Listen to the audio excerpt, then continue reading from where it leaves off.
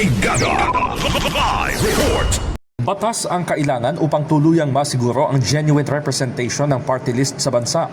Ito ang binigyang diin ng Commission on Elections nang matanong sa pagdinig ng House Committee on Appropriations ukol sa umano'y paglipana ng mga contractor at miyembro ng political dynasty sa party list groups. Sa interpelasyon ni House Assistant Minority Leader Shel Diokno, inusisa nito si COMELEC Chairman George Erwin Garcia kung may magagawa ba sila sa mga umaabuso sa umiiral na Republic Act 7941 o ang Party List System Act. Sagot ni Garcia, tanging legislation, partikular ang total revision sa party list law ang solusyon, lalo't 2 dekada na ang lumilipas mula nang maisabatas ito.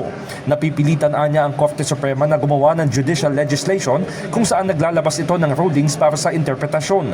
Kaya naman kahit ang mga kandidatong hindi gumagapang sa kahirapan o ang mga bilyonaryo ay nakakatakbo sa ilalim ng party list system basta't may advokasya.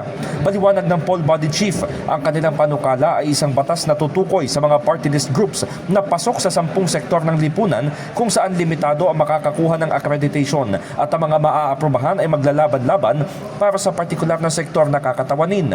Kaugnay nito, magsusumite ang COMELEC sa Kongreso na proposals na titiyak umano sa pantay na oportunidad para sa lahat ng kandidato sa eleksyon.